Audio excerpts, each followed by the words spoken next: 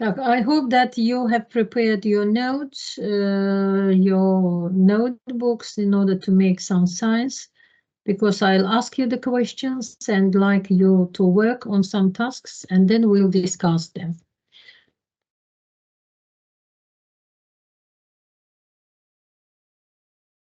So today's topic is lexicology. And what is included in our today's topics? As you see, according to the content, it's synonyms, antonyms, homonyms, phrasal verbs, proverbs, such activity as choosing the appropriate word, understand the word from the content, and matching. I'm sure that all of you widely use these types of branch of lexicology, and it's not new for you. But one by one, we'll start working on different types, and this is the content you have already seen. And now we'll start with the first one. So the first question is, it's not a question actually, as a subtitle, it is synonyms. So what is synonym? You know, so it is synonyms and antonyms. Actually, they are widely used in lexicology, and in our school programs, in our textbooks, they are widely presented. And the aim of knowing this topic is that you can easily find the answer to the question, or showing to your students synonyms or antonyms in the content, you can focus on the main idea which you are aimed to explain to your students. They are crucial for exams, for everyday work, because as you know that we need some paraphrasing. In the process of paraphrasing, you know that the rule is that we can't use the words from the content or from the context, and we should use synonymous expressions. So that's why knowing the difference between synonyms and antonyms is appropriate and it's needed. They are very useful for our language, and it changes the command of language and how to use it actually in reality. So as you see on the slide, a synonym is a word that means the same or almost the same as another word. Pay attention to the combination almost the same. Can you explain what is meant by almost the same? Can you answer the question? Maybe prepare your answer yourself, and when I start explanation, you will confirm that you were in the right way. Almost the same, it means that, for example, any word can have 3, 4, 5 synonyms, but they doesn't mean one and the same thing. What does it depend on? You know that it depends on our content. For example, the verb to ask, we know as a synonym, it's to question and to inquire. But can you use both of them in one and the same sentence? I'm not sure that it will. But what does it depend on? It depends on our content. So if you decided to change the word and the task is find the appropriate synonym, you should reread the previous sentence and the sentence which comes after the omitted sentence in order to catch the main idea. For example, the adjective awful. You can say terrible, you can say dreadful, but again, depending on the content, they are not the same. Here I'll give you the slide which reflects the difference in meaning. Widely used adjective beautiful. As you see, if I want to mention that is very beautiful, according to the content, it's more appropriate to use the other word, not beautiful. If you want to pay attention that it is bright, it is sunny, it is light, you use the other adjective. So in this case, the use of synonyms is shown on the screen. The word bad, for example, depraved, rotten, they are also bad. But you can't say use the adjective rotten concerning the person. Only fruit or vegetable or something like this one. But the translation is the same. For example, awful, dreadful, and terrible. Yes, so awful, dreadful sounds a bit more extreme than terrible and awful. It's more formal language, you know. Terrible means that it is bad because it affects on me personally. So that's why it's terrible for me. Horrible, again, it's bad. It makes no difference. Whoever I was, in any case, it is not pleasant.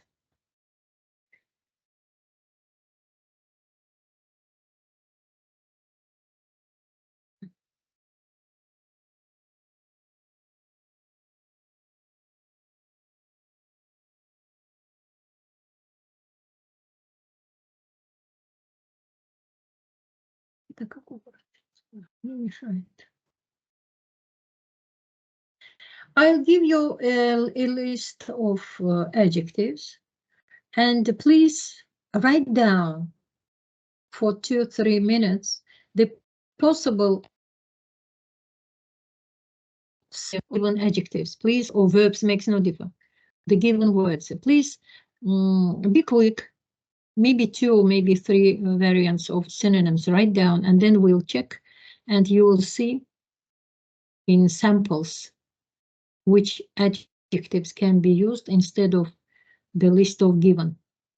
So the first is calm, cut, decide, do, and explain, fast, funny, idea, keep, and like. Actually, very easy words.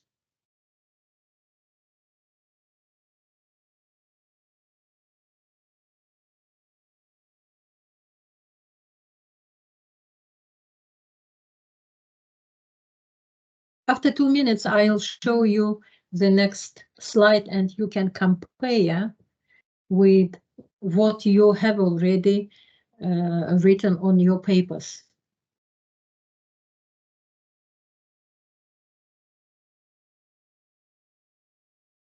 Now let's have a look. So the first adjective, calm,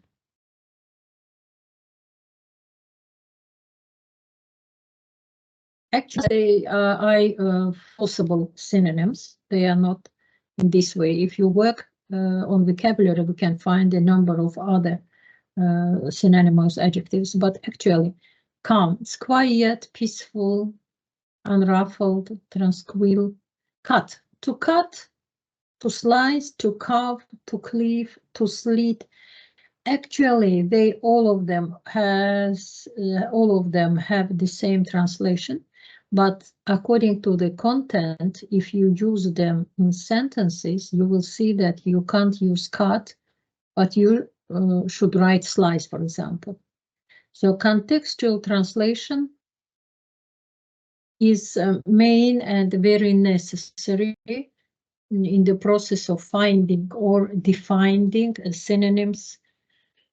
In our case, synonyms. For example, pay attention to the adjective fast. Fast, quick, rapid, hasty, swiftly.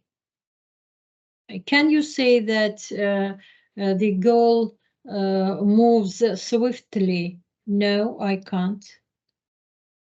For example, the teacher got a quick answer or a fast answer.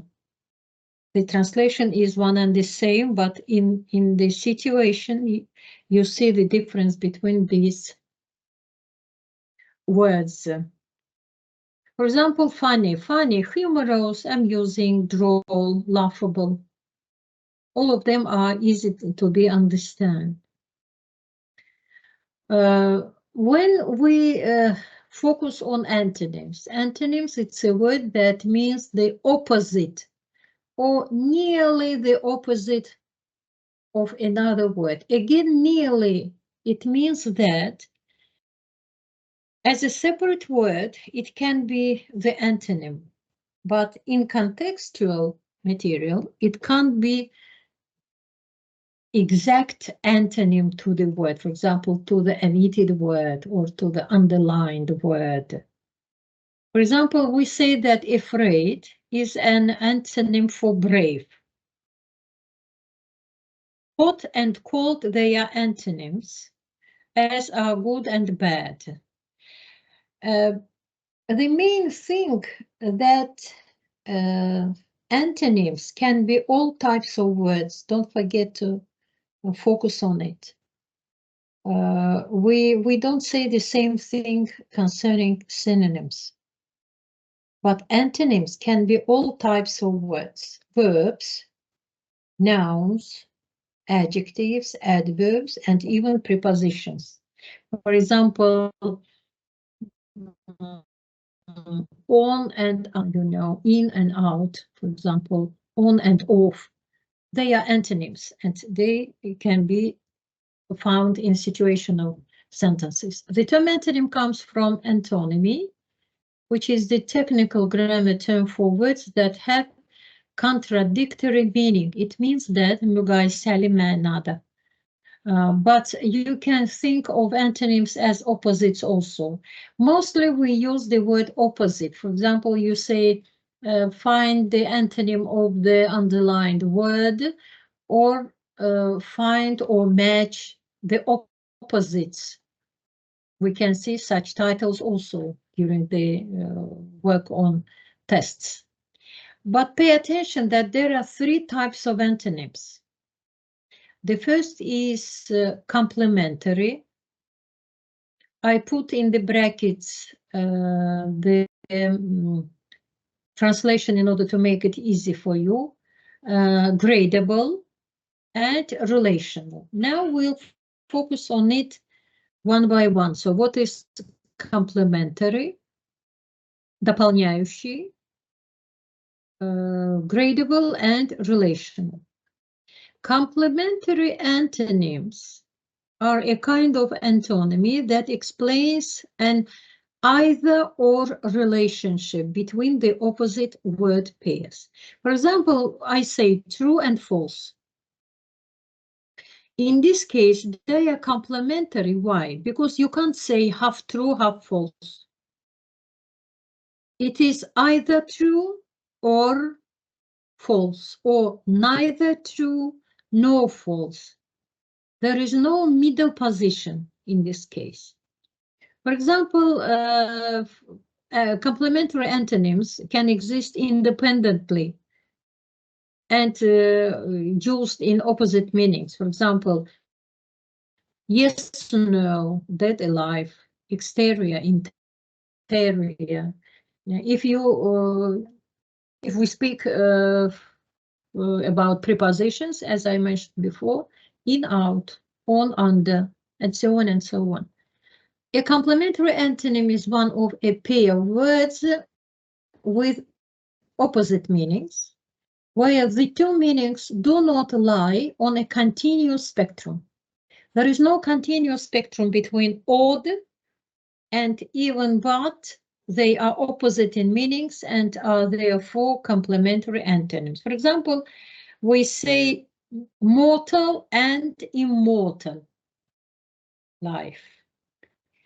For example, exit and entrance. Occupied, for example, occupied seat or the room in hotel, and vacant, it means that free, not occupied by anybody. There is nobody in the room. Gradable antonyms, they are the second form of the antonyms.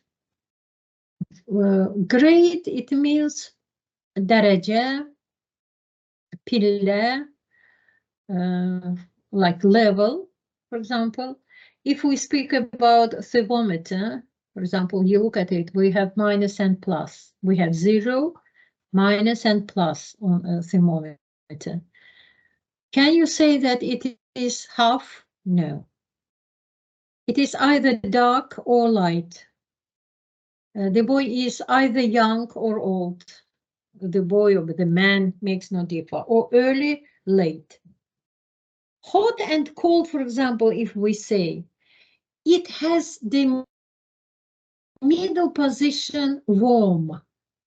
In this case, we say that, oh, great, it's a gradable antonym. Why? Because between hot and cold, we can put the other adjective. For example, warm, between hot and cold. For example, empty and full. You can say that the glass is half full or half empty. The box is the same thing. For example, high and low. If you take a gradation, for example, he is not young and he is not old. It means that he is teenager, for example. So it is the position when we have the word between these opposites. Relational, or you can see as synonymous title, converse antonyms, they depend on relationship between opposite words. A word from the pair can't exist without the other. If we focus on the verb open and close, if the door is not open, you can't close it. For example, a shop owner must first open the shop before they can close it. Clear? Now, please, I'll ask you to prepare 2 versions, maybe one sentence. Write your examples, including husband-wife relationship, front-back, and doctor and patient. Don't forget that you need relational antonyms, which shows that they can't exist without the other. Bir hərəkət o birisindən ayrı ola bilməz. Mən qapını gərək əvvəl açam ki, sonra onu bağlayam. Məsəl üçün, the girl came to the door and opened it. It means that the door was closed. She opened it. For example, if you see the other examples which are given, husband and wife, this relationship, doctor and patient, it's also relationship, predator and prey, ovçu və ovulan quş mı diyeyim, heyvan mı diyeyim, teach and learn, servant master, come go, parent child, front back. Maybe I'm not sure, but maybe you will be given a number of paired antonyms, and you will be asked to choose a relational or gradual or something like this one. So you remember 3 positions. I'll return back. When we mentioned that there are 3 types of antonyms: complementary, gradable, and relational. The sample for complementary, it is true, false.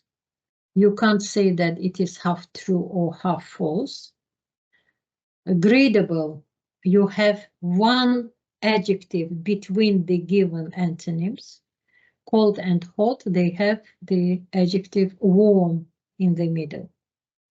And the last one, it is relational when they can't exist without the other.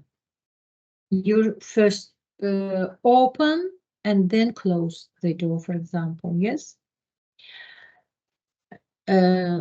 You should be, for example, ill in order to go to see a doctor. If you are healthy, what is the reason going to see a doctor? So in this case, just don't forget. The antonym task which I prepared for you, it is I ask you to give your examples, including this combination of two antonyms. Please write down these words, these antonyms: front, back, parent, child, come, go, and try, not now, maybe at home, and try to write this sample which reflects the position of these two words. So first pair is husband, wife, then doctor, patient, predator, prey, teach and learn, servant, master. Very, very interesting will be for me to hear you, but you can write it in the chat concerning teach and learn. It directly refers to our situation. I teach you and you learn. But this situation can be vice versa. Maybe in some cases you teach me and I learn. It's also possible. So in this case, be attentive.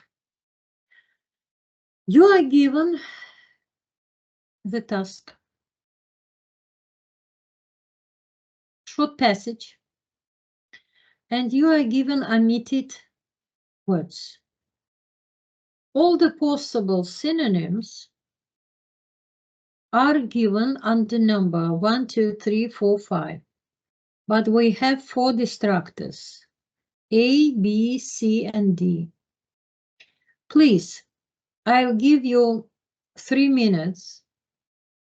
Tick correct answers or write your variants, and then we'll check the answer. Please do it both attentively and in a short time. Imagine that you are at exam, because such kind of tasks, I'm sure that they will be given.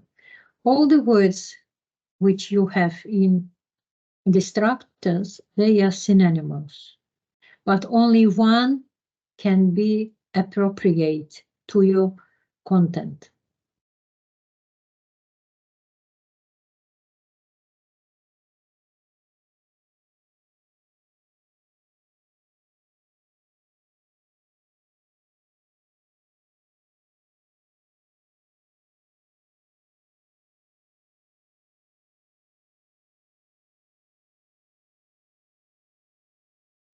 Now, please, I'll show you the slide with the ready-made answers. Check your answers.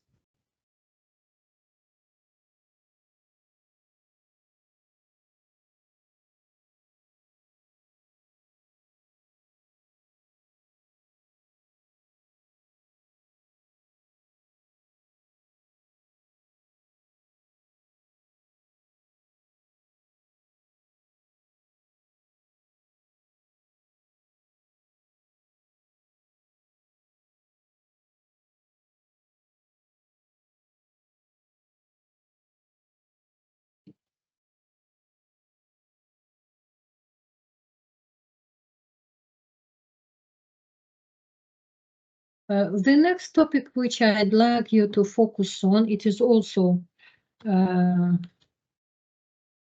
widely used in modern testology. It is homonyms. Homonyms. The word homonym comes from the Greek word homonymos, which means having the same name. We know the number of homonyms which we face to, but there are 2 types of homonyms, which are, they have the same pronunciation but different spelling. or they have the same spelling, the same pronunciation, but different meaning. We say that homonyms are two or more words with the same spelling or pronunciation, but with different meaning. These words can sometimes be confusing, especially in the process of listening activities. In this case, you should catch the meaning according to the content. Homonyms may be words with identical pronunciation, but different spellings and meanings. For example, the word two, and two. The pronunciation of these three words is the same, but spelling is different. Not only spelling is different, the meaning is also different. They may be words with both identical pronunciation and identical spellings, but different meanings. For example, they are the same. I, flower, flower, you are, your, here, our. In first case, it is pronoun, possessive pronoun. In the next version, actually, it is a noun, and so on. What to do? You will match this situation actually in the listening activities. As for Testology, actually, I'm sure that you wouldn't face with this situation during included in your test activities, in your items. But in any way, maybe, who knows, maybe you will be given the words with different spelling, but the same meaning. Or you will be asked to choose the words with the same spelling, but different meaning. So in this case, I think that it is not bad to know what's what. Homonyms can be of two types, homophones and homographs. Homophones are words that are pronounced the same. They have the same pronunciation, but spelled differently. Homophones, which means same sounds in Latin, are two or more words, such as new and new. Spelling is different, but pronunciation is the same. For example, meat and meat. Pronunciation is the same, spelling is different. Homographs are words that are spelled the same, but pronounced differently. Again, homographs are words that are which have the same spelling, but different pronunciation.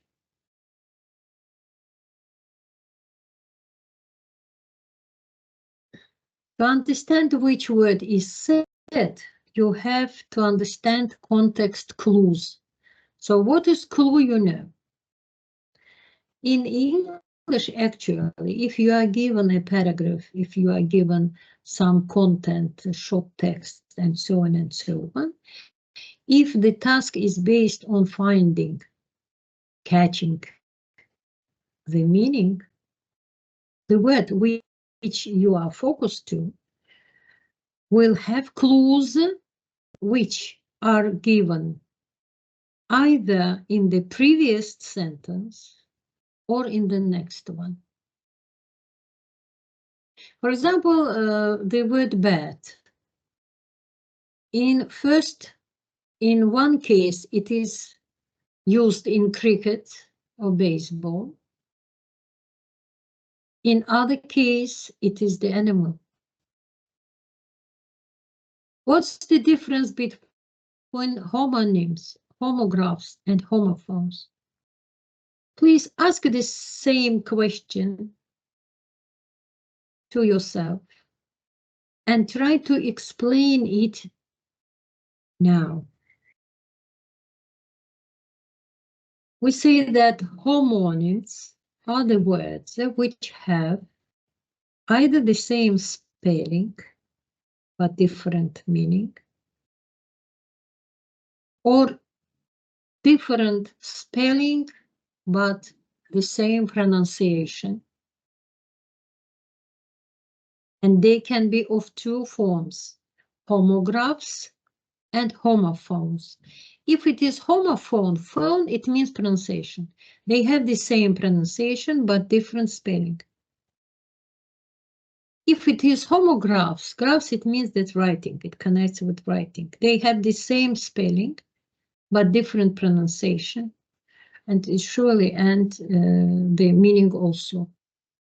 While homonyms can have different spellings, homographs are words that share the same spelling but don't share the same meaning.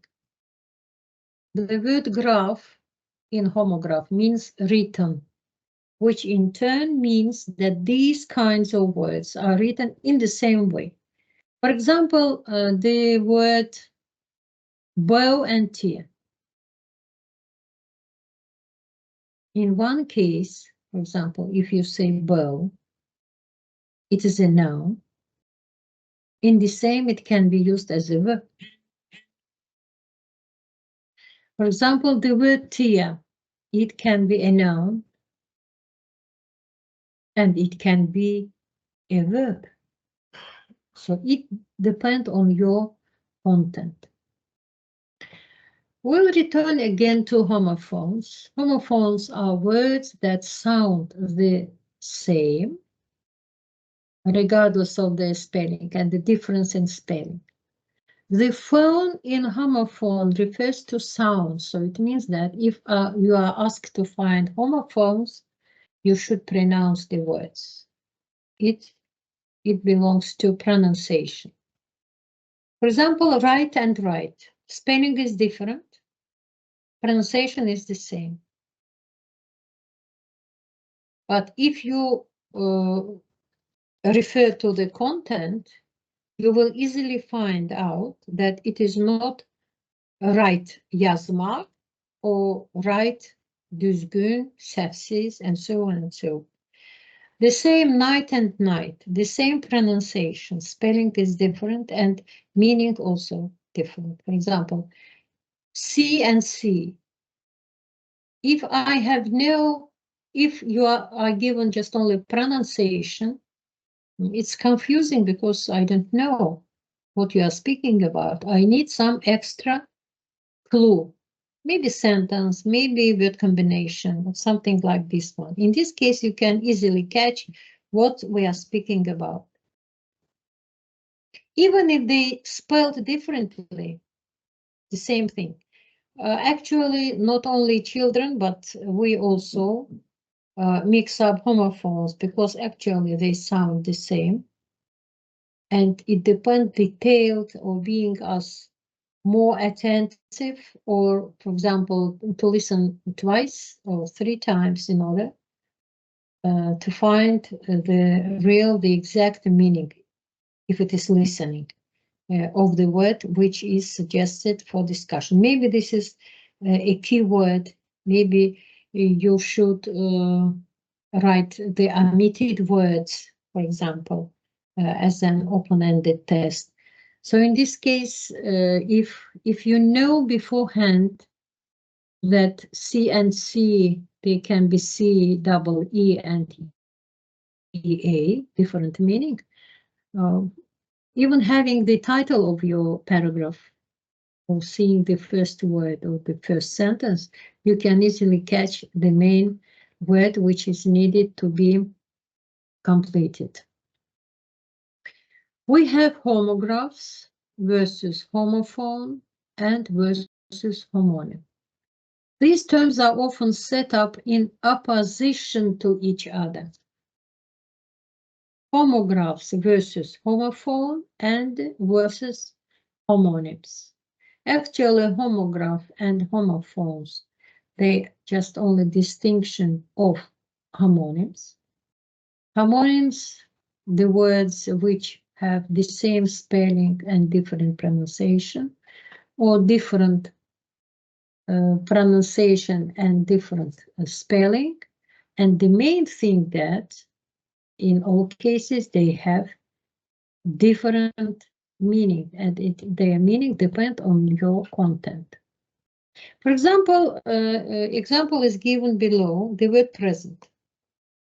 The noun present, it's a gift. It's pronounced the same way as it would be in the term present day. But in combination present day, it is not a gift. It's already adjective. And it has different meaning. What are some homonym examples?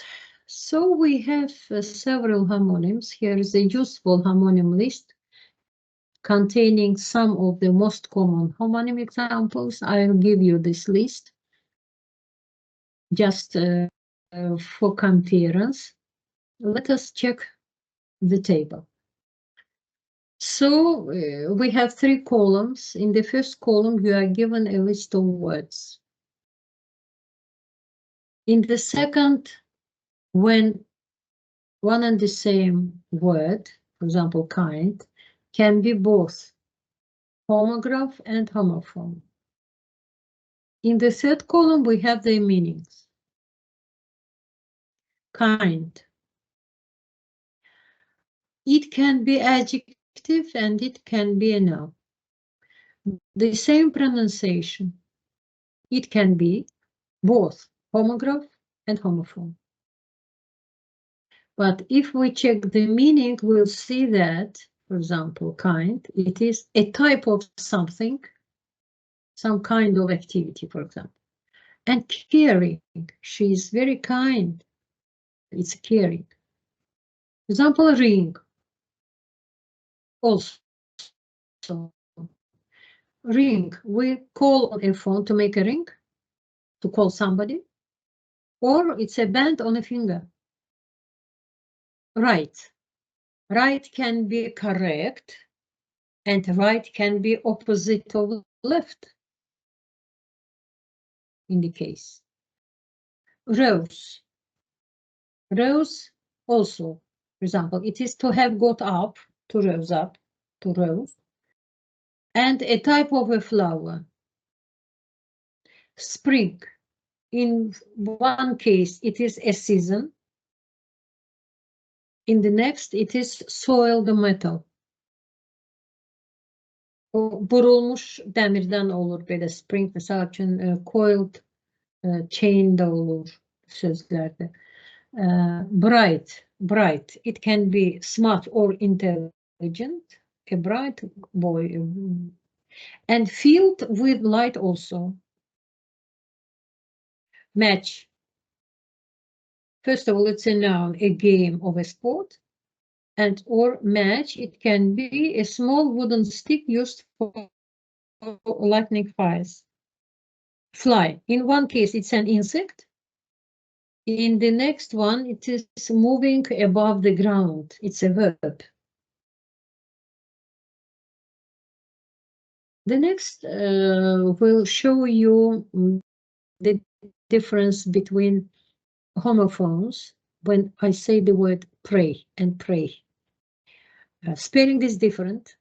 It's a homophone because pronunciation is the same, but spelling is different. To worship in the first case, in the second case, it is an animal hunted by a predator. Hi and hi. Hi, it is a greeting. And in the second, it is a great hate.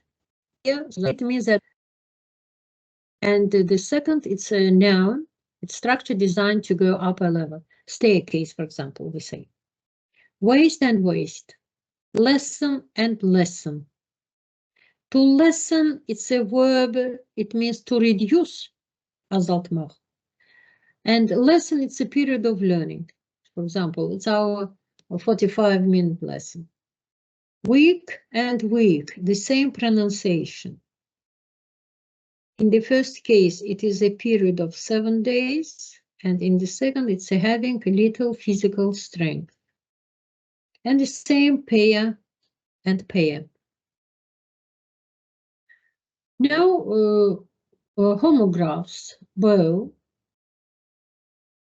close, wind, wound, record, tear, does. For example, does, it's a female deer, and it is third person singular of the verb to do. But if it is listening, or if it is some activity based on listening, not the contextual material, but just only pairs of words, and you should write the meaning of the words possible. It's also, in some cases, can be complicated. The next, it is phrasal verbs. Phrasal verbs are widely used in activities, in textual materials, in listenings, and so on and so on. So what is a phrasal verb? Phrasal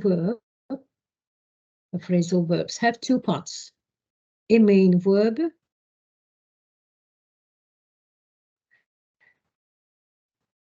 and an adverb particle.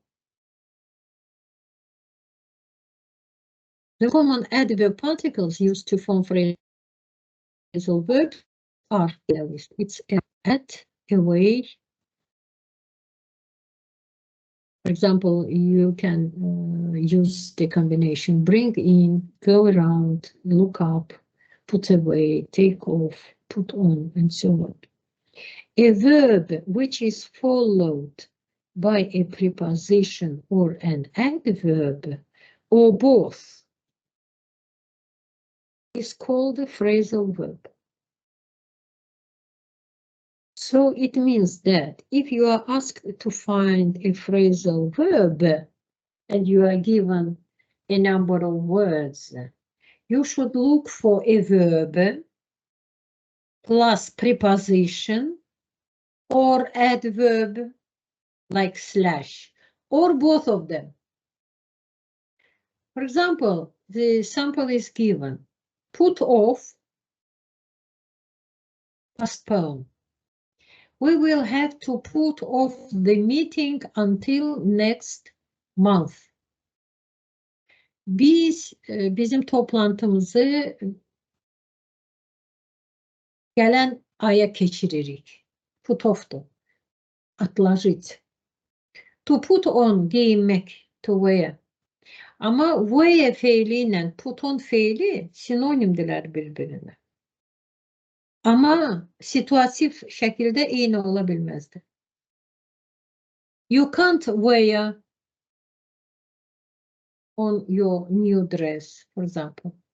You should put on your new dress, but you usually wear dresses. Adətən baş verən hərəkətlərdə biz fiili işlədirik.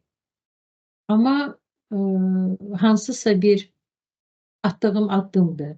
Sən bugün axşam bu paltarı geyinsən daha yaxşı olar. Həmişəki kimi yox. Bu artıq put on fiili ilə istifadə olunmalıdır. A phrasal verb is actually a verb made up of two or more words. The main verb with an adverb or preposition or both. I'll return back again to comment and to pay your attention to what is a phrasal verb. Using these words in combination gives them a meaning different from that of the individual words used.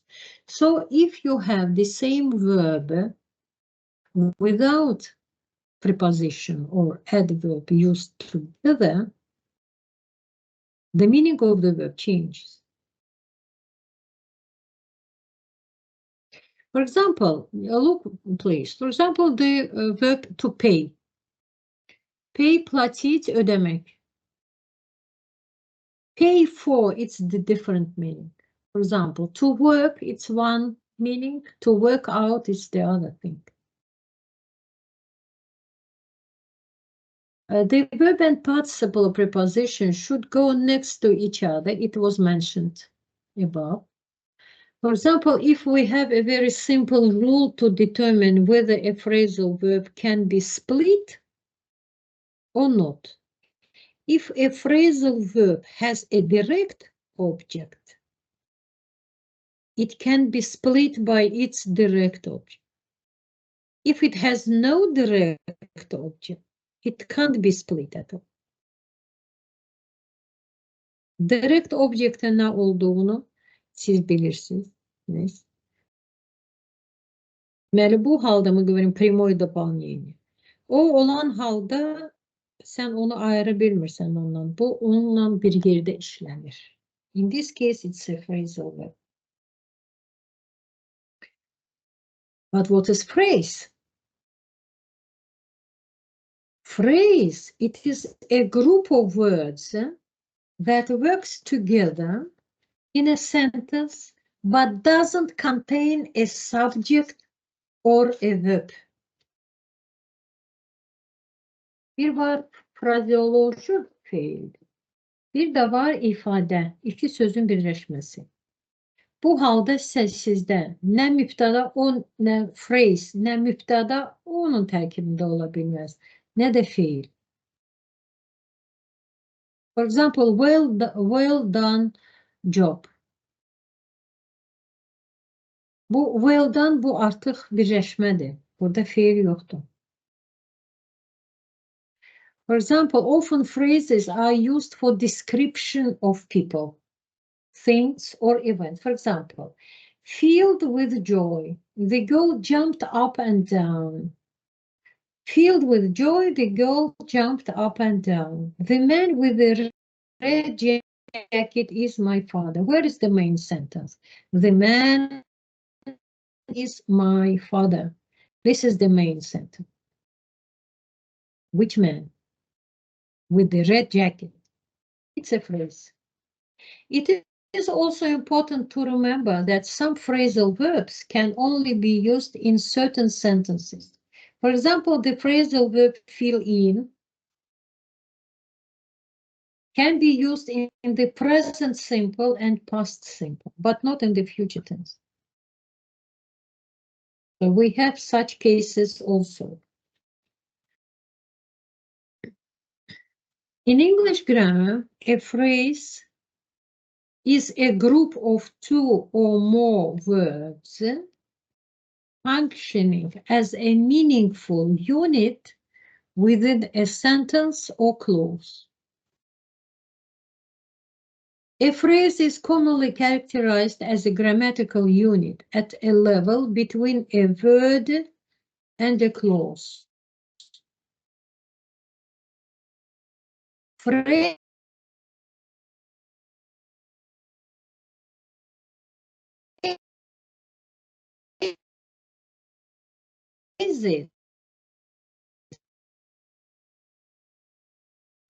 different from clauses, because while dependent and independent clauses both contain a subject and a verb, phrases don't. Burada cümlələrini yadınıza gətirirəm. Biz deyirik ki, misal üçün, fe'li sifətdən buda cümlənin fərqi nədən ibarətdir ki, İngilis dilində bizdə iki mübtada, iki xəbər olmalıdır. Amma fe'li sifətdirsə, mış-mışla, an-ənlə, o şəkilçilərlə üst-üstə düşür. Biz ona fikrimizi yönəldirik ki, phrases are different from clauses. Because while dependent and independent clauses both contain a subject and a verb, phrases do not. Phrases don't have subject, or a verb. Inseparable phrasal verbs can be transitive, but you переходные, непереходные глаголы. But you can't insert that direct object into the middle of the phrasal verb. In other words, they can't be separated. Thus the name. A phrasal verb is a combination of words. For example, a verb plus a preposition or verb plus adverb. That when used together, they usually take on a different meaning to that of the original verb. So it means that as an original verb, this word has one meaning, but used in combination of preposition, verb plus preposition, or verb plus adverb, they have a different meaning.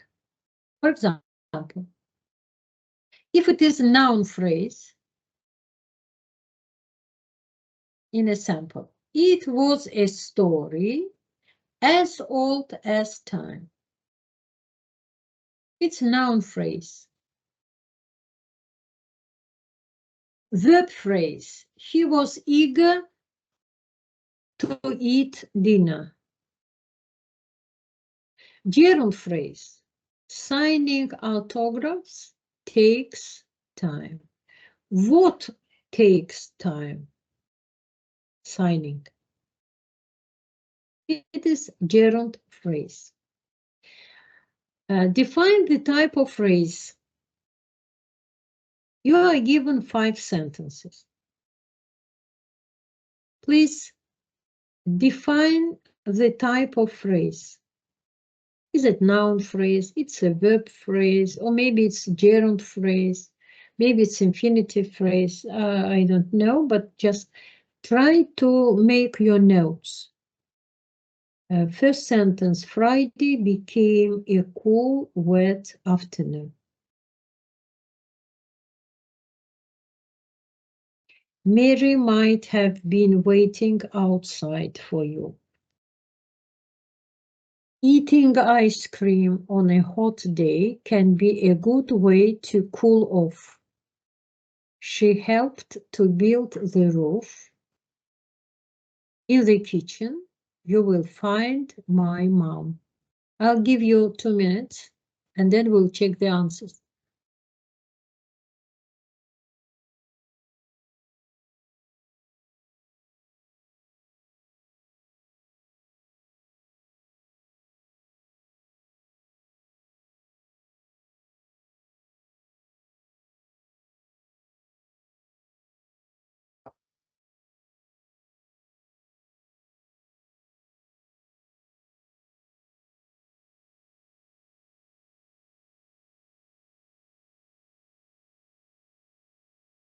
If you are ready, just please check your answers.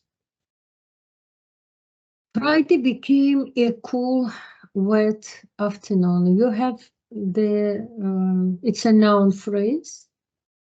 You have subject and predicate.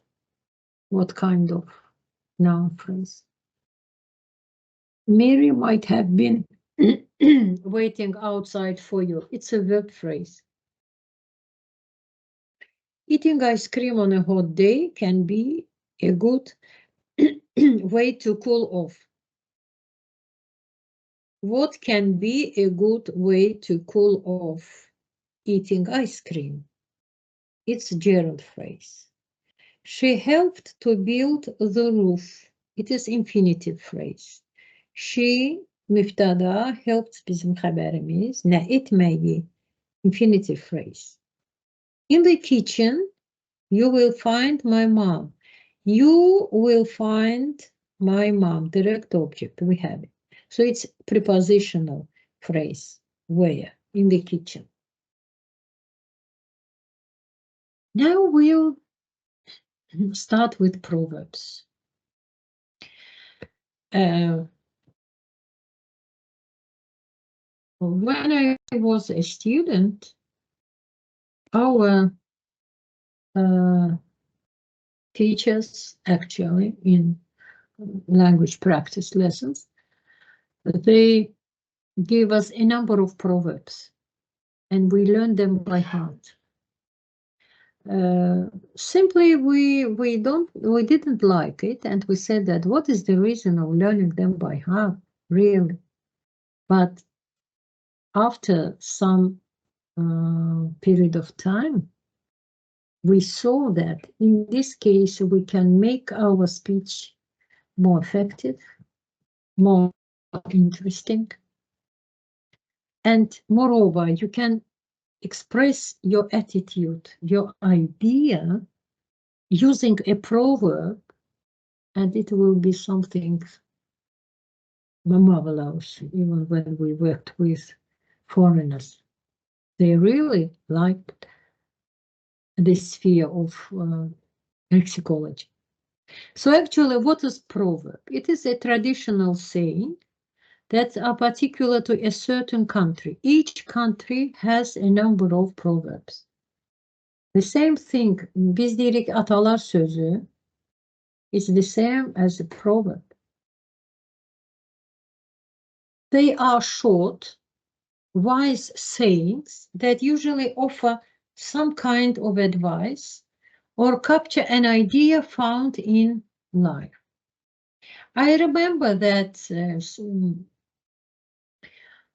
maybe in 2005, or starting from 1997, even in entrance exams, we used the proverbs.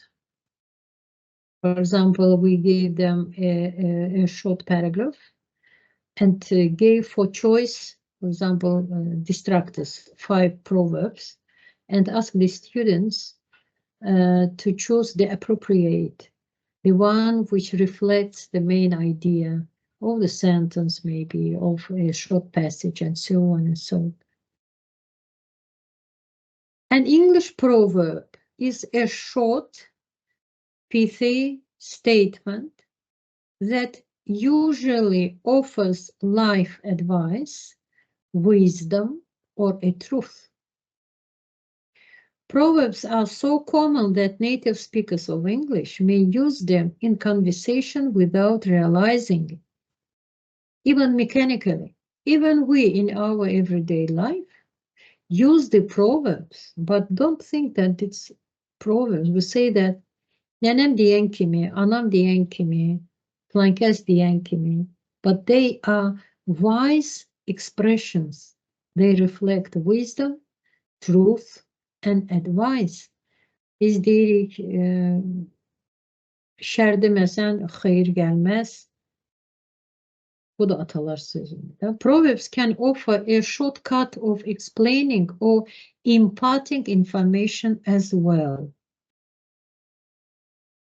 We say that proverb, it's a simple way of expressing a well-known truth or adage based on common sense or experience. They are usually considered to be imbued with a central wisdom, passed down from generation to generation, nesilden nesile geçen fikirler, ifadeler, until they become part of a society's oral tradition. A proverb, from Latin word proverbium, is a simple traditional saying that expresses a perceived truth based on common sense or experience. Proverbs are often metaphorical and use formulaic language. To expand a proverb, to expand deyəndə açmasını versək, hansı bir atalar sözünün açmasını vermək üçün, you will have to explain its meaning and elaborate on its significance by using reasoning and giving examples from real life to convey its truth and wisdom clearly to the reader.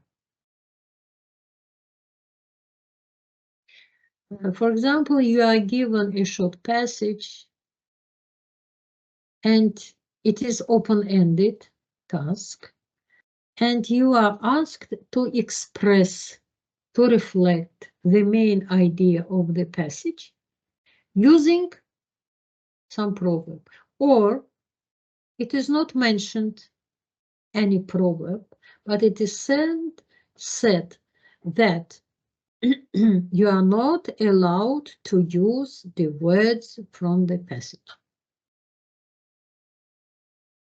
Our students on entrance living exams, they had such kind of activity. So express your idea using at least three sentences, but not using the words from the content. So in this case, you can easily use the proverb. So why not? If it reflects the main idea of the passage. It is an example of the biblical wisdom literature. We say that proverb, it's a biblical wisdom literature and raises questions of values, moral behavior, the meaning of human life and right conduct and its theological foundations, is that the fear of God is the beginning of wisdom. Try to translate this. It's also a proverb. The fear of God is the beginning of wisdom. You know the meaning of the word wisdom, so you can catch the meaning of this proverb.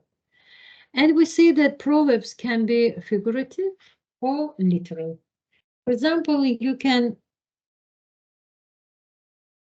maybe in some proverbs, the main heroes of proverbs, for example, you focus on some animals or some reflections, or just only use it as a literal word to express the main idea. I will give you in 4 proverbs. Please try, read, and write the meaning. What is meant by these proverbs? What I wanted to say, to tell, to share. So actually makes no difference. 2 wrongs don't make a right. When someone has done something bad to you, trying to get revenge will only make things worse.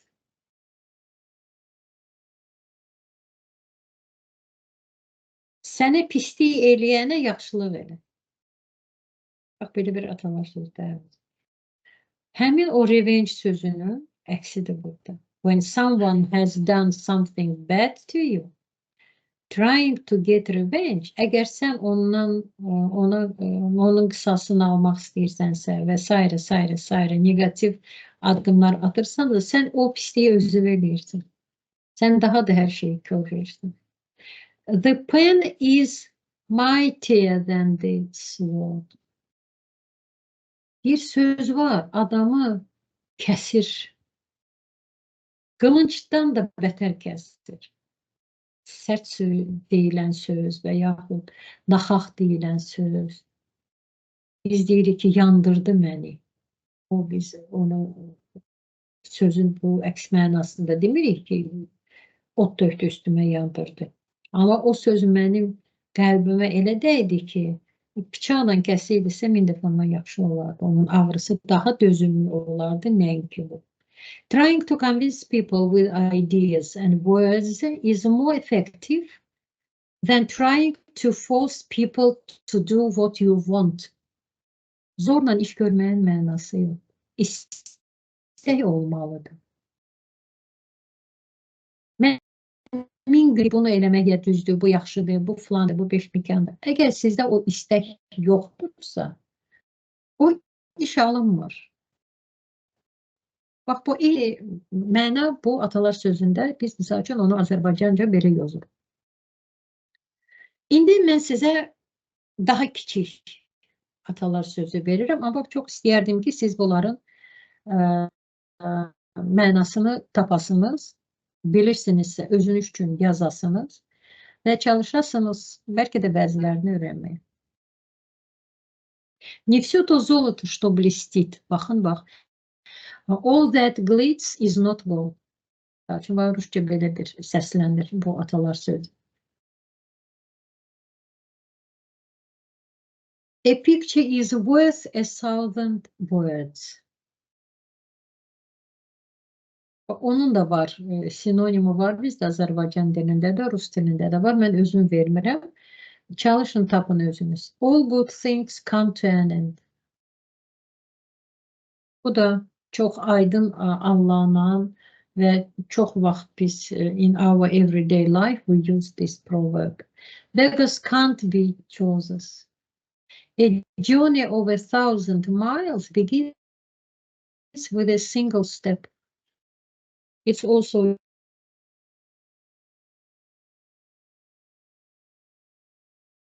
used. Worth two in the bush. You know this proverb. We have the synonyms in Russian and in Azerbaijani language. Actions speak louder than words. It's also better late than never. It's also a widely used proverb. Actually, knowing proverbs, they make our speech more intellectual, more interesting, meaningful. And it impressed foreigners, actually, in any way. Try to learn some of them. I'm sure that you know, but just only try to make your students learn at least very widely used proverbs. It's a positive moment during your life a lesson. You can use them as an activity in the process of the lesson. Just find 2, 3 topical proverbs and give them for discussion. What will you say? What is meant by? In this case, it's very useful. Now, please, you are given a test on proverbs. Fill up the blank of the proverb with the word given in the options. So you are given the proverb with omitted word, and you are asked to complete it.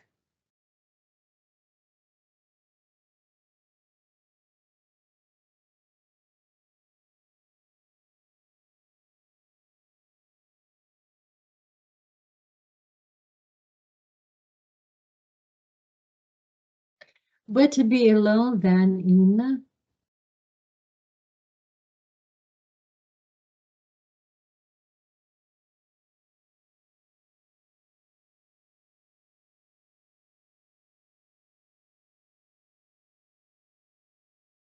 Sorry.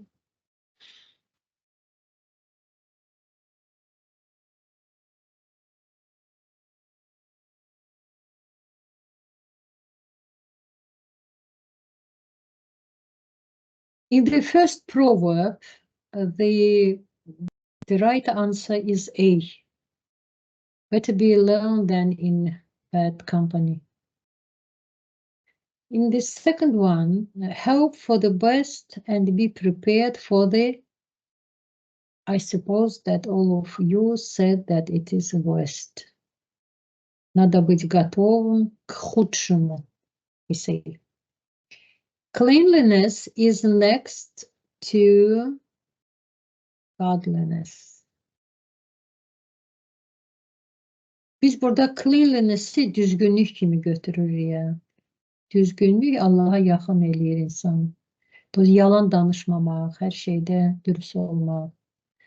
High winds blow on surely high hills. High winds. Number 5. Beneath every rose lies the Pay attention to the word rose. If we speak about rose, it means that it is sown in any way. Choosing the appropriate words. Widely used activity. Appropriate, what's appropriate? Means when it would be reasonable to do so. At Cambridge Dictionary, as Dictionary Cambridge says, proper means real, satisfactory, suitable, or correct. Pay attention to the word suitable.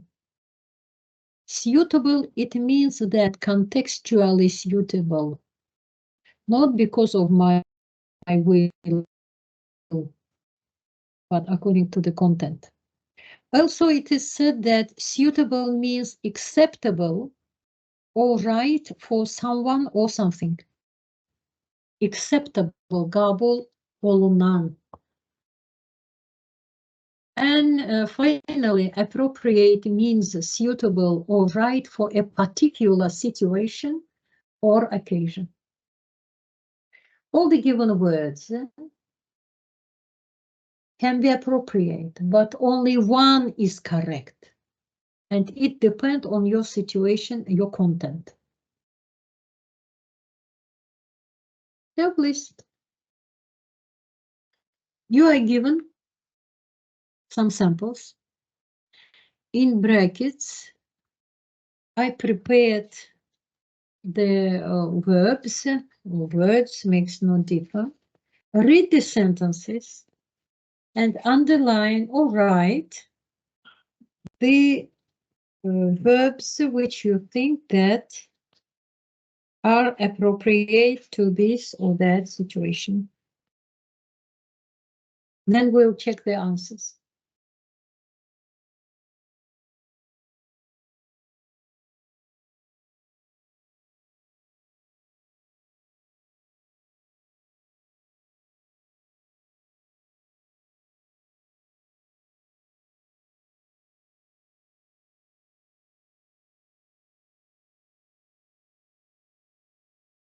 In a minute, I'll show you the key answers and you will check them.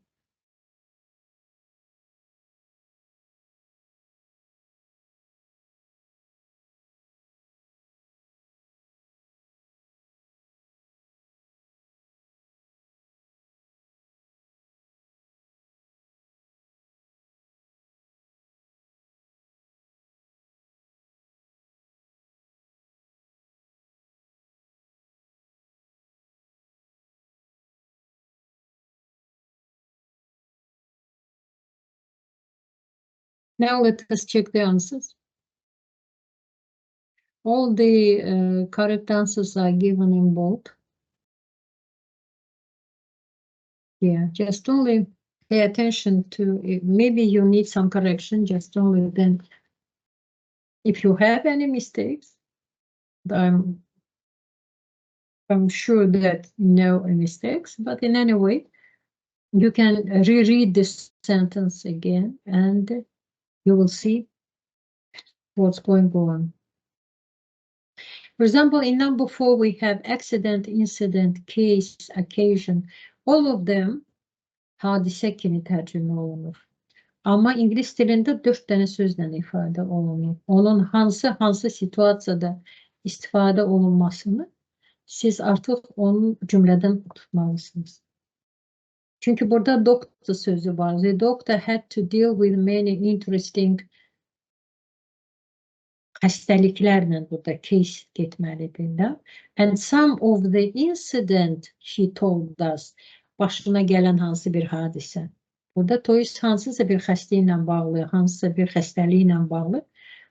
Bu halda biz artıq bu 4 sözün, 4 variantdan birini seçirik. Matching. Matchingin nə olduğunu siz çox gözəl bilirsiniz. Uyğunlaşdırmaq, uyğunluğu tapmaq. Və ona görə mən sizə yalnız belə bir tapşırıq verirəm. Baxın, sol tərəfdə we have 3 columns. They can be 2 columns also. For example, in this case, I wanted the students to write the appropriate, the opposite meaning of the word. You can just only match the numbers with letters. You can do. It's also one way of matching. For example, matching, it can be in other way. For example, you give a word and you give a definition, and you asked to match definition with a given word. It's the second form of the task. It can be different one.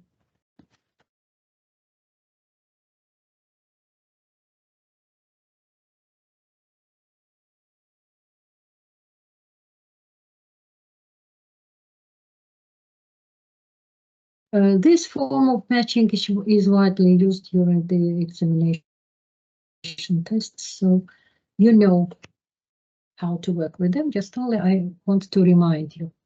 The next will just only, I will be a little bit quick because of time. So understanding the word from the context and determine the meaning. Contextual understanding. It refers to the ability to comprehend and interpret information. What is an example of understand context? In simple language, context means the setting of an event. When you speak about some event, some action, you can think of context as all the information you need to know to truly understand something. For example, when you watch a movie from the very start, you learn about the names of characters, where the movie is set, and what the plot line is. When attempting the decipher the meaning of a new word, it is often useful to look at what comes before and after that word. The surrounding words can give reader helpful context clues about the meaning and structure of the new word, as well as how it is used.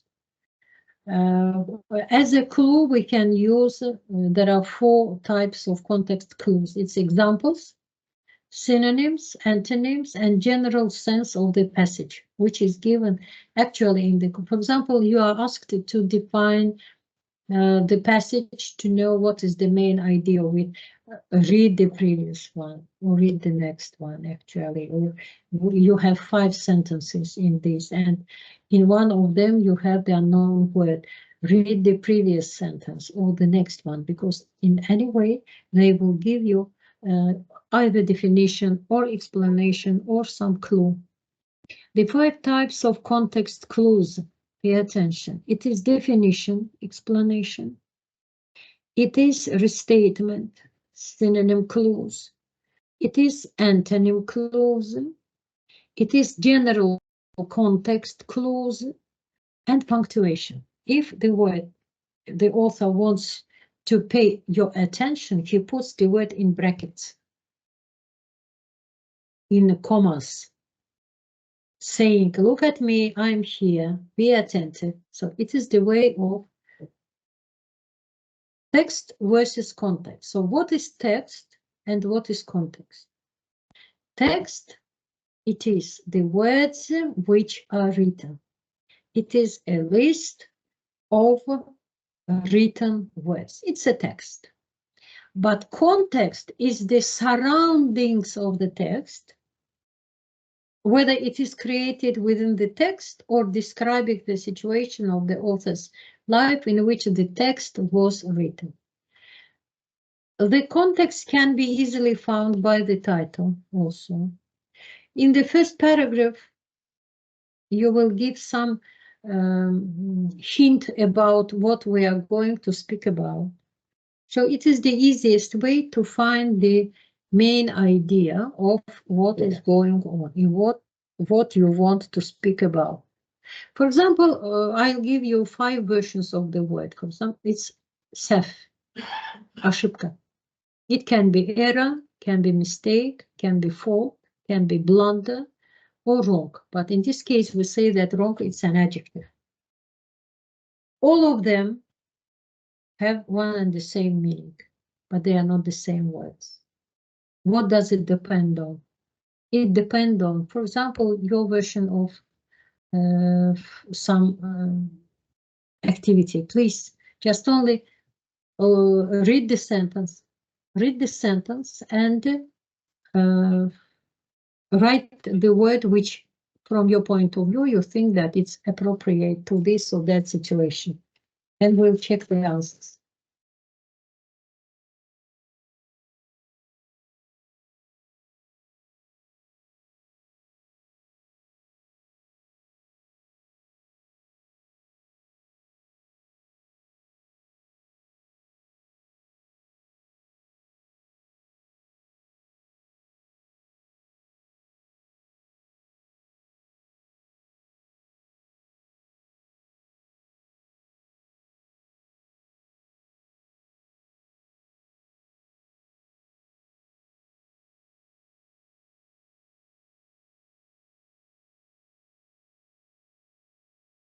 Please, I'll show you the slide and check your answers.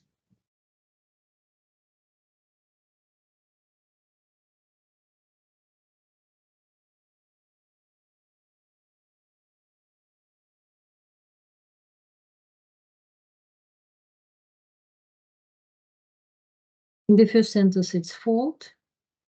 In the second, it's mistake. In the third, mistake. In the fourth, fault, mistake, and mistakes.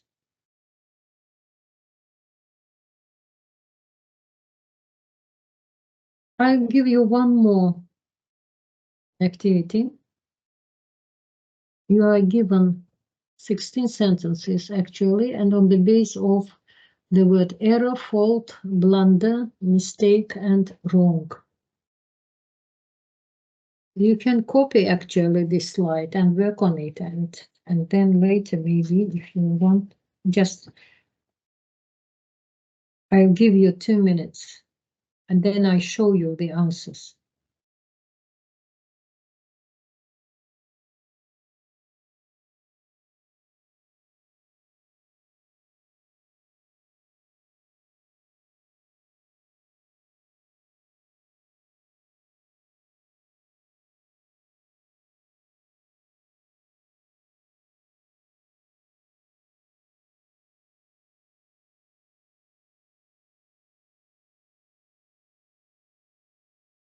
There is some clue, just pay attention to the word wrong. It is an adjective. And as you know, we use adjectives after the verb to be. In this case, you can easily find where to write wrong. Example number 11, it is wrong to lie. You can't, example in number 16, tell me what's wrong. Just if you know the rule, so it's not difficult to make choice and to write the answers. Check, please.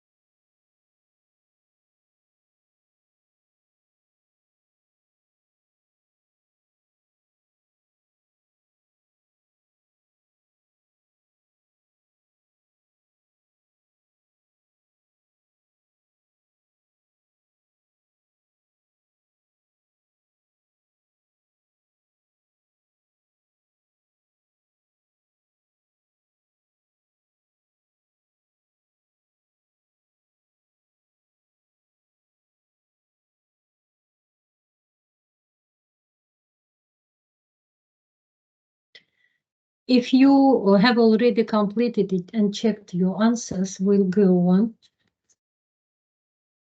And the next one, I will ask you the questions. I'll show you the list of questions, which I would like you right now, just only revise. Don't answer the questions, just only for you check, have you got enough information about that? Can you explain it to your colleagues if they started discussions, or to your students? So the questions. No, Sorry, I prepared one more for your synonyms. It's really very tricky. I think that it would be much better just only to look through this one.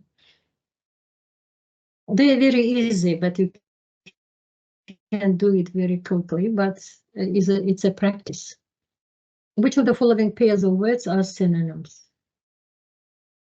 It's not difficult. Example, homonyms are words that have identical or very similar meaning. Is it true or false? True, either false. The word night is the what? It's easily to find. The words raid and invasion are synonyms. Just it's a multiple choice, true or false. So such kind of activities will make it easy for you to grasp the main idea which we would like to have. Number 7, which example demonstrates the misuse of homonyms? Misuse, səhv istifadə olunması. So which one? Pay attention to the words just here. Sorry.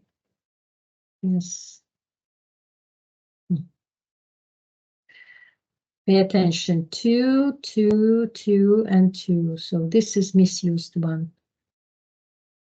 Həmçinin sözünün yerində tələffüzdə to gedir. Ama bu burada misuse homonym kimi istifadə olunur. And the next 3 questions. Which of the following pairs of words are antonyms? Which one are antonyms? We can find. What is the difference between homophones and homographs? We spoke about that, remember? And which of the following pairs of words are synonymous?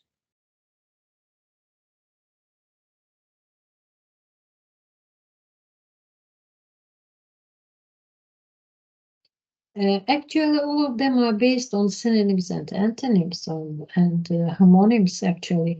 But sualın qoyulması fərqli olduğuna görə mən o müxtəlif formada verdim sizə tapşırıqlardan ki siz görəsiniz ki, misal üçün fərqi nədədir onların. Və mən sizə verəcək sualları, baxın, bax bu suallardır, mən bunları hazır sizə cavabdan bax burada verirəm ki, baxasınız. Misal üçün, what is synonym? It is a word that means the same as another word. What is antonym? It is a word that means the opposite of another word. What is the role of synonyms and antonyms? They enhance the overall command of language. Which parts of speech can be antonymous? Antonymous. We say that all parts of speech. How many types of antonyms are there in lexicology? We said 3. Complementary, gradably, and relational. Which is homonym? Types of homonyms. We say that they have, in one case, they have the same spelling or pronunciation, but different meaning. And this second, it is homophones and homographs. We say they have the same spelling, but different pronunciation, or the same pronunciation, but different spelling. What is a phrase? Phrase, it's a group of words that works together, but doesn't contain a subject or a verb. In phrase, we don't have subject or a verb. What is a proverb? It is a short, wise saying that offers advice, idea found in life, some thought. What does matching require students to do? It is to evaluate, to compare, and match information based on explicit topic-specific relationship. Bax, burada ən açar söz topic-specific relationship. Biz deyirik ki, sinonimlər və antonimlər, misal üçün, mənası ola bilər, eynidir. Amma məzmuna görə yalnız biri düz ola bilər. What is a text? Text, it's written words. It's written words. And what is a context? Context is surroundings of the text. What is coming around the text and which you will be able to answer. That's all, my dear colleagues. That's all what I wanted to tell you and to speak about. And if you have any questions, you can address them to me and I willingly answer your questions. So thank you very much. And I think that the organizer will just only close the